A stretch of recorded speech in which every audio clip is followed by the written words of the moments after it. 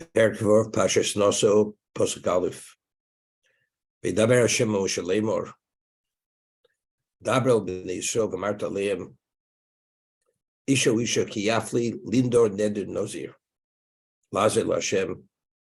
A man or a woman who enunciates a vow with clarity to enter in the state of Naziritehood, Nazir Hashem, to be set off for God. Let's see Rashi. Ki yafli yafrish. He sets himself off aside through this vow. Now, he quotes the Gemara, Loman Discha Parshas Nazir Parshas Sotah. We just finished reading the portion of the suspected adulteress, and now the Torah speaks about the law of the Nazirite, the Nazir, the restrictions, how he has to maintain himself. When he finishes his Naziritehood, he has to bring certain korbanos, and if the Naziros should be interrupted due to becoming contaminated with the dead, what does he have to do? All the laws pertaining to this state. The Torah juxtaposes these laws to the Sotah, which seemingly has nothing to do with it. Usually there's some relevance, one portion to the next. To teach us that if one sees the Sotah in a state where she's found guilty and the effect of the ritual of the Sotah affects her, meaning you see this gruesome, terrible way this woman dies because she committed adultery. If you see this, you should enter in a state of Naziritehood, which prohibits you from wine, because what was the cause? What caused? When did this relationship begin? It began with wine. Because drinking wine, very often, it touches the emotion of a person, which the person is attracted and crosses certain lines. Due to, not the person necessarily is intoxicated, but we're touched in a certain way. When we drink wine, it's bolidei niyuf. The social drink, which is wine, could bring to that. The Gemara tells in Avodah Zorah that if a non-Jew touches the wine of a Jew, where the wine is not pasteurized, or wine is manufactured by a non-Jew, rabbinically, a Jew is not permitted to drink the wine. So the Gemara discusses because the libations they would do for idolatry, similar to the Beis Hamikdash do with libations, if they do it before the idol, or anything which is a semblance of that, it's an act of idolatry, and the wine becomes forbidden even to benefit from. It's called Yain Nesech, the wine that was poured before the idol, or it was done with a gesture which indicates it's for idolatry. On a Torah level, you're not permitted to drink that wine. However, if the Gemara says, in addition, there's a separate issue, we're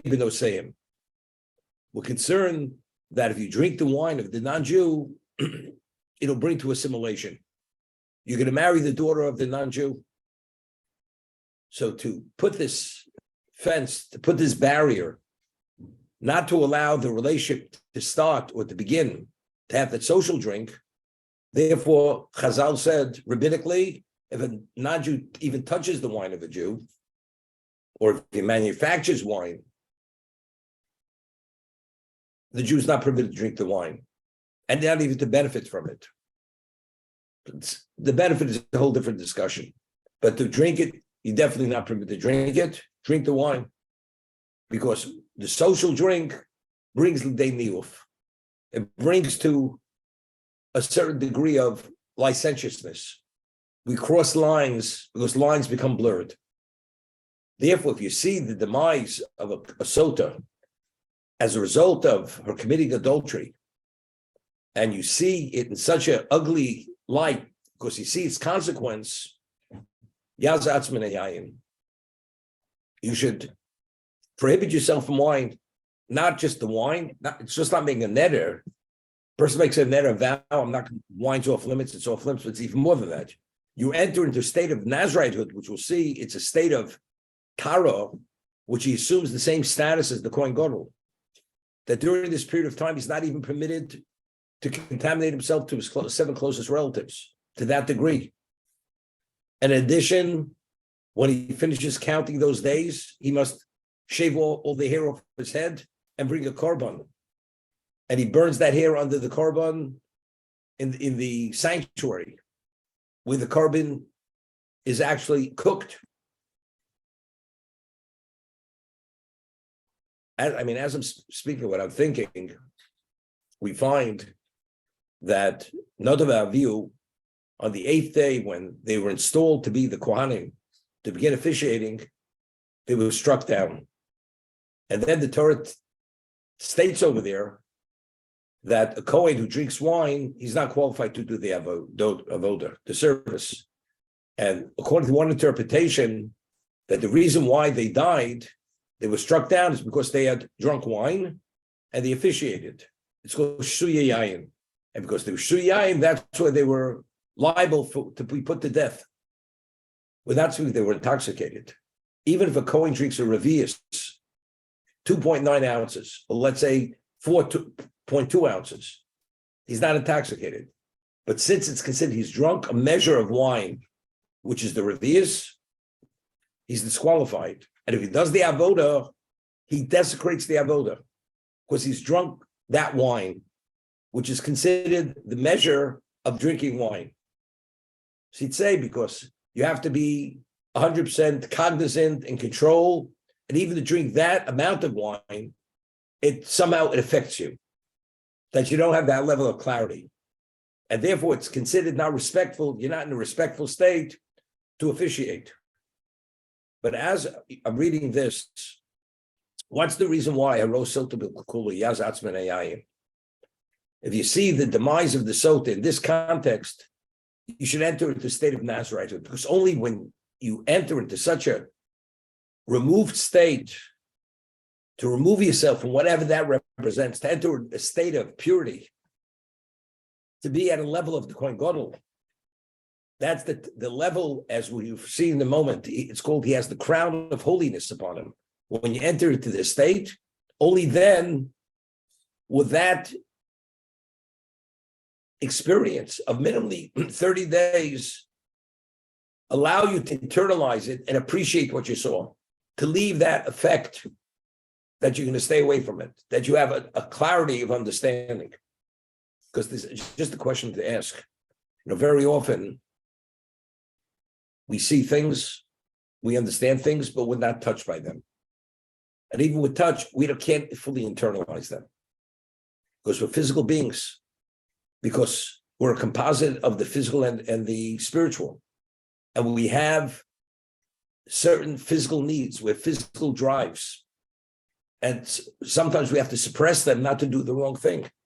Because naturally, we're attracted to things.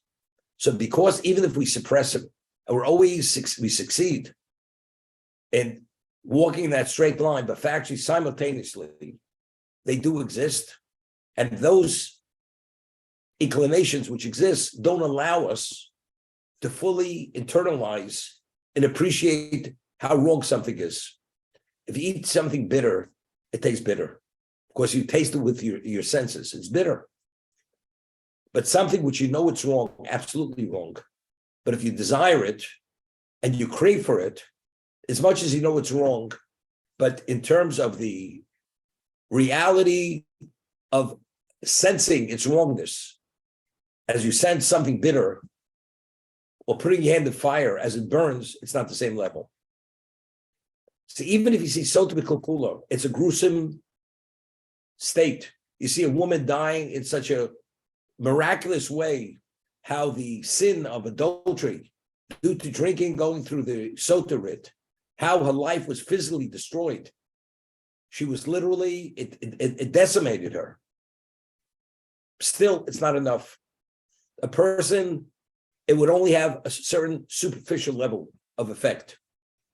To be able to internalize it and appreciate how the consequence and the ramifications of what wine is, and to appreciate the wrongness of that act, you have to enter into a spiritual state to have the capacity to internalize what that is. Otherwise, as being a physical being, we still have that inclination towards these kinds of things. As I mentioned, the Gemara says the two things which actually consume a human being, which we crave: the sexual drive and amassing wealth, money, because that's power. These are the two strongest inclinations in a human being. That's something we crave for. So because of that craving, it doesn't allow us to fully appreciate and internalize when we witness this. It only will impact on us to fully internalize it, that it should make that indelible impression to understand the wrongness of it. You have to enter into a state of purity. Therefore, so what I'm thinking is, if you and that's when you enter into this state, you have that appreciation of the negative side of wine, as he says, because it's shumevi de niyuf, because the wine brings to niyuf. It brings to, even to do an act of adultery, it blurs the line that you don't have a full appreciation of how wrong that is. Although we understand it's wrong, but how wrong it is. A Kohen who officiates, what does wine represent? Wine, it's bovli de niyuf. It has that effect. A Kohen who officiates before Hashem, he cannot drink something, the minimum measure, we're speaking of a revius, even 2.9 ounces, because wine has that effect. It has that level of representation that it somehow touches us in a certain way, which blurs a certain line, which gives us relevance to niyuf. That's where the Kohen is disqualified. Until the wine passes, he's not qualified to officiate. Because when you enter into that service, doing the avodas Hashem, you have to be removed from this state, totally removed. No relevance to it. So therefore, when you drink the wine, that's the reason why the Kohen at that moment is not qualified to do the avodah. Because that is the representation of wine. I once mentioned, the Rachaim HaKodesh states by the sin of Odor, of the Eitz HaDas, according to Rameir, we know the Torah speaks about the Ben Sora Mora, the son who's the rebellious son. He's 13 years old, and he's just become bar mitzvah. It's within the first 3 months of his adulthood. He steals money from his parents, and he becomes Zola V'Sovei. He goes and purchases wine, and he purchases meat. And the parents take him to court, to the Beis Din, and the first time they give him malchus, they give him lashes. And if he becomes a repeat offender, he's put to death. And the Gemara says, Lo hoya vo lo osed lios. It never happened, never will happen, because all the criteria to meet this, it's not possible to meet all the criteria, which in Torah says that to become this, enter this state of the rebellious son, to be put to death, it's not possible to meet all the various prerequisites for that. However, it says he purchased wine. So the so the Chazal tells, the Rashi cites in the Chumash, because Mutuv she yomas zakir yomas chayev. Better he should be taken out in an innocent state than a more guilty state, because ultimately he's developing an addiction, and eventually to support this addiction, he'll become a bandit, and ultimately he'll commit murder to support this habit. So better take his life now when he's innocent before he commits murder, because ultimately he's going to be put to death because he's going to commit murder to support this habit. That's Chazal, but it never happened. So there's a question over there. What was the fruit of the Eitz HaDas? What was it? So Rameir says he would think, he has no conclusive proof, it probably is the grape. Why is it the grape? Because throughout history, the greatest negative effect that wine has on humanity, which fruit has had the most negative effect on humanity, destroyed lives? Wine. That is the beverage of intoxication, wine. So it makes sense that wine is the fruit of the Eitz Hadas. And that's what did in Adam and Chava. That was the grape. Because we see throughout history, wine is the intoxicating fruit, which brings that intoxication, which destroys people's lives. That's our mayor. So the Orach Chaim over there, in the portion of Bereshis by the sin of Adam and Chava, he cites the Zohar, that the fruit of the Eitz Hadas was the grape. And if Adam would have not sinned by eating it, Friday night, he would have taken that grape right before Shabbos, squeezed it, extracted its juice, and said Kiddush on that wine. He would have said Kiddush on that wine. But because he ate it prematurely, therefore, it did him under. Therefore, he was driven out of the Gan Eden and was subject to death, so on and so forth. But if he would have been able to restrain himself and not eat of it, ultimately, the extract of that grape, he would have consecrated the world by acknowledging Hashem as the creator, by saying Kiddush. That's the Zohar, the Orach Chaim cites. So Reb Shimon Yochai in the Zohar concurs with a mayor that the fruit of the Eitz Hadas was the grape. It's interesting. The grape in its own right, it's boldly deniyuf. It has that intoxicating characteristic, which God forbid brings to that you cross the worst line, adultery. But yet, even today, the Gemara says that the libations based on Mikdash were wine. Kol shel bracha is wine. That's what it is. So the beverage on which we actually sanctify Hashem's name, we acknowledge Hashem in every aspect of Kedusha, it's always the wine. That's what it is. Zachrei al hayayin. When we say Kiddush Friday night, according to many positions of Rishonim, you're supposed to say it on wine. That's a d'oraisa. Not to drink the wine, but the Kiddush should be said on wine, similar to libation. The Gemara says in Psochim, "Ein shira ela layayim." When we sing song, the praises of Hashem, it's always on wine. That's what it is. So wine, although it has this level of representation, it has its negative side. It's boldi de'niyuf. The Kohen drinks the minimum measure. He officiates. The service is not valid. We see another view. Actually, their lives were taken because of it. Because since it had that aspect of that, although they weren't intoxicated, but it is a beverage which could bring what to intoxication. What does that represent? It represents niyuf, therefore it's not accepted. And with this, it's very good. I mentioned the Yalkut, which is different than the Gemara, that after Hashem had given the Torah to Klal Yisrael, the nations of the world came to Hashem and said, "Why did you give it to the Jews? What about us?"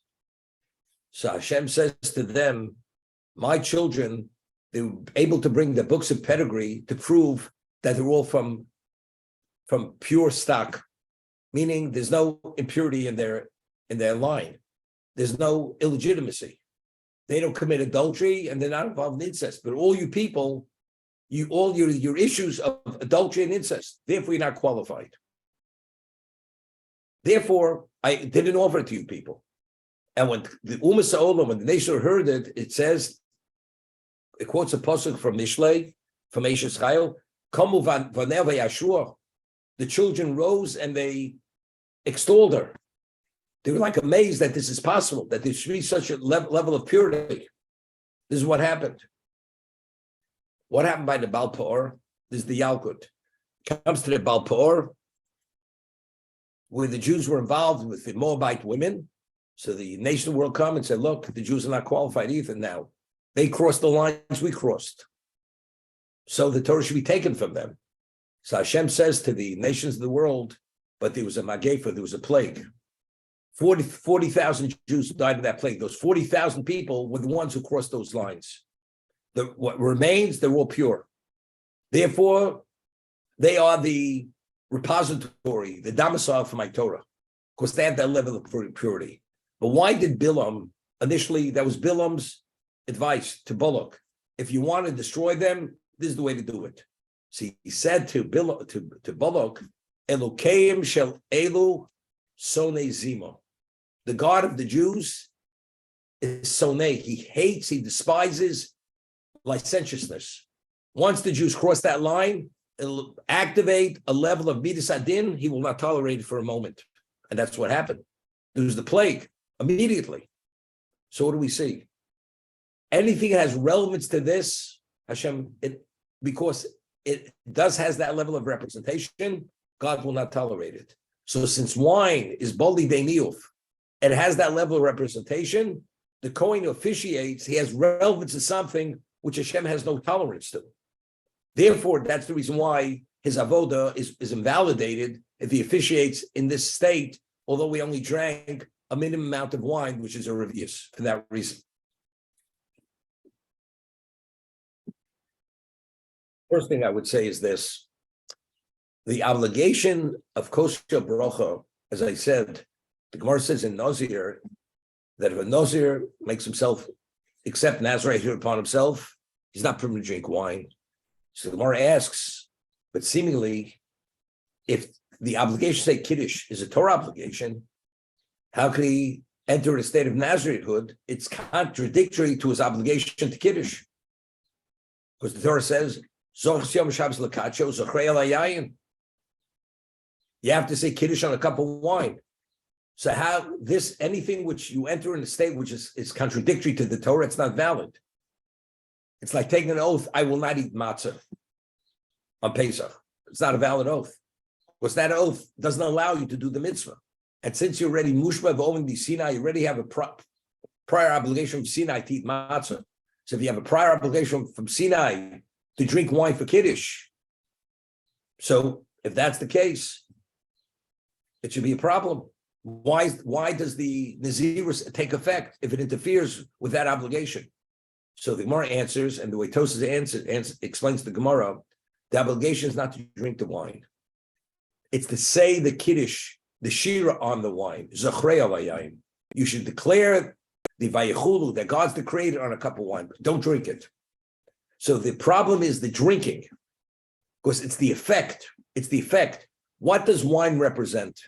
Wine represents something special. It's called Eitz Hadas. It represents das, understanding. But when you drink it, it has negative side to it.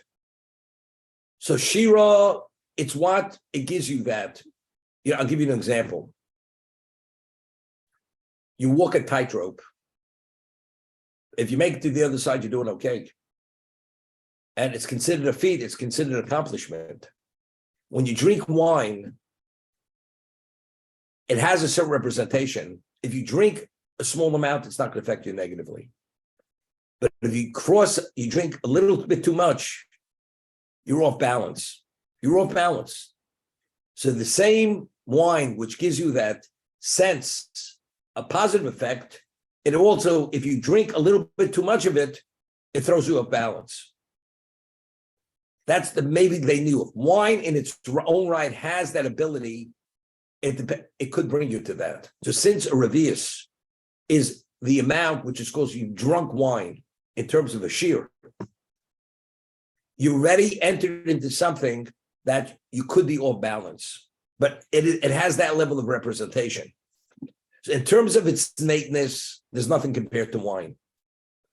I'll give you an example. We rule halacha that if you drink juice of any fruit, what bracha do you say? Shakol. Orange juice, apple juice, whatever juice, pomegranate juice. Why? So the Gemara says because it's zeya ba'alma. It's zeya. It's only the sweat of the fruit. It doesn't have that innate special value that it should be identified with a bracha. So it goes from Bor creates, it becomes Shakal Nibadvaro. It's like the sweat of the fruit. But wine, what is the fruit of the vine? Wine even has greater value than the grape itself. On the grape, we say Bor creates. So we don't identify that the species, only the classification, fruit of the tree. But when you extracted the juice from that grape, now you identify it's pre-hagofen. It's the fruit of the vine. Because it's a much more advanced level of value. That's what wine is. Because innately, it has that special value. According to some, there's halacha, you're not supposed to extract a liquid from a solid on Shabbos. It's called mefarik. So if you go and squeeze a grape, an olive, you're in violation of mefarik. So there's an argument in Rishonim in Shabbos. What about if you squeeze something else, another type of fruit? Are you in violation of mefarik? Because what's the whole idea? You've extracted a liquid from a solid. Is it only on a total only olives and only grapes? Because olive oil has that special value.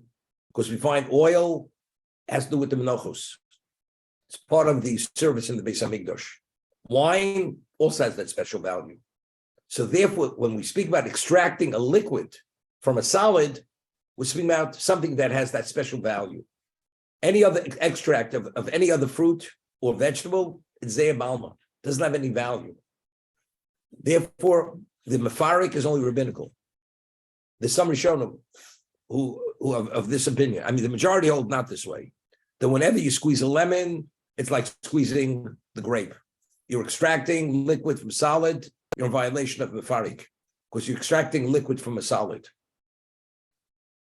But some hold it's only rabbinical. Again, it's because only these two extracts have that special value, because you find the Beis Hamikdash, the wine is the libations, and the oil is used for the meal offerings.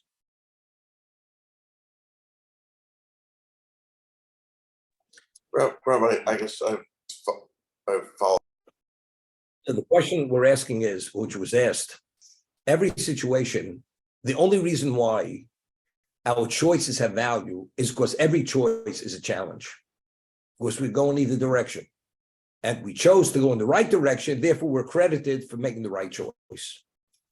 But every situation is the nichshol. So if God on an ongoing basis is putting us in this setting, so evidently there should be nothing wrong with it. Now, there's a Gemara Ksubas. The Gemara says, in the time of when we were in the Babylonian exile, Nebuchadnezzar had made an image of himself, and he issued a decree that every one of his subjects must bow to that idol, to that image. There were 3 Jews who were from the Shevet Yehuda, who were courtiers in his court. They would not bow. And the decree was, anybody that does not bow, they go into a kiln. Hanani, Rishov, Azariah, they would not bow. So, what did Nebuchadnezzar say? Into the fire. As Avram went into the fire, into the kiln, came out alive. Miraculously, they went into the kiln, they came out alive. They were not incinerated. So the Gemara says in Ksubis that if they would have been beaten to bow, they would have bowed. It's only because they were thrown into the kiln, therefore they were able to what? To withstand the test. But if they would have been beaten, they would have succumbed and they would have bowed. That's what the Gemara says. So Tosas asks a question. If it's idolatry, you see, they would have done idolatry. A Jew has to give his life for idolatry. So how can we say they would have bowed? So Tosas answers, it wasn't real idolatry. It was only an image. It's not he wanted to be worshipped. Whatever he answers. The Chassam Sofer says a beautiful answer. My Rosh Hashiva Zechariah Baruch always used to cite this Chassam Sofer. It says, if they would have been tortured and beaten, they would have bowed. So why weren't they? Why weren't they? They were just given the ultimatum, either bow or go into the fire. You know why? Because any test we're ever confronted with by God, it's only a test because we're able to withstand the test. If something is beyond your capacity, it's not a test. If you say to a person, I want to see if you could carry 10,000 pounds on your back. What is that? That's a test. You're crushing the person. It's beyond this capacity. Any test Hashem presents us with, you should know in advance, you have the ability to overcome that test, to withstand the temptation. So that's what the Gemara is saying. If they would have been beaten, they would have succumbed due to the pain. So why weren't they? The answer is because that was beyond their capacity. Therefore, they were only given the ultimatum, go into the kiln or bow. So I'm saying anytime Hashem tests us, it's not lifnei v'lo. You know why? Because God knows you're able to contend with that. When you offer a Nazir wine, anyone, you don't know whether the person has the capacity or doesn't have the capacity. That's where you're in violation of God knows exactly you have the ability. That's why it's not lifnei v'lo. You have the ability. In terms of a human being putting the temptation in front of another person, you don't know. And that's the reason why you're not permitted to put yourself in a tempting situation where you tempt yourself and you go out on a limb, because when you go out on a limb, you don't know if you can be able to inch yourself back. Therefore, you're not permitted to test yourself for that reason. Because you don't know if you have if God tests you, you definitely have the ability to contend with that test. If you test yourself or somebody else tests someone else, you don't know if that person has that capacity. Therefore, you're in violation of putting a stumbling block before a blind man. That's what I answered. And the answer is important. If the Gemara says in Nida that a woman is endowed with a sixth sense, what we call it women's intuition, an extra sensory ability she has. Why? It says Bina Yisera Nitli Isha. A woman has an additional level of Bina, insight, sense. Why? Where do we know this from? And that's why a woman is bas mitzvah at the age of 12. A male who's not endowed with that Bina Yisera, therefore he only becomes adult at the age of 13. That's the word it says in Nida. Where do we see a woman was endowed with Bina Yisera? Because it says Vayiven es hatzela. When Chava was created, it says Vayiven. He built the side of Adam to create the woman. So the word Vayiven, within that word, it alludes to Bina Yisera. So a woman comes upon certain things naturally. It's not even cerebral. She just has a sense. It's right or wrong. A male, has to go through the cerebral process to understand why. A woman has a sense. It's not acceptable. And that's what we find throughout history, that the women never despaired. The men in the bondage said, look, it looks like it's not happening. The women said to their husbands, it's happening. But they said, what about the reality?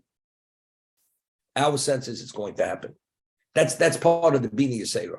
A woman has the sense, even though based on the way you read the script, it's not going to happen. Their sense is it's going to happen. That's Bina Yisera. A woman has no obligation to study Torah. Although we say, Barasi Torah Tavlin. For a man, we need the Torah. That's the antidote to the Yetzer Hara. A woman has no obligation to study Torah. She only has to study to the degree that she should know how to fulfill her mitzvos. But studying Torah, she doesn't have that obligation. A woman doesn't have that obligation. Why? A woman has Bina Yisera. Since she's endowed with the sense, right or wrong, and she has other responsibilities, as a result of that, that's the reason why she was endowed with the Bina Yisera. But as a result of this, the man who doesn't have the Bina Yisera, his challenge in life is a much greater challenge. And because the challenge is a greater challenge, if we score and we succeed, the end result is much greater. The woman's challenges, which is not the same level of challenge, when she succeeds, the end result is not as great as a man, because her challenges aren't the challenges of a man. But since we said, the greater the challenge, the greater is the accomplishment if you succeed and make the right choice. That's Shloas Isha.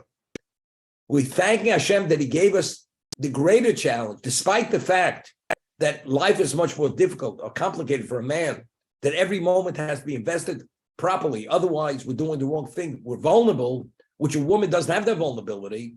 But look at the upside, because Marx meant the upside. The upside is, but if you do succeed, because the downside is so severe, the upside is so much greater. That is the concept of Shloas Adisha. That's the way I explained it. We'll leave this for tomorrow.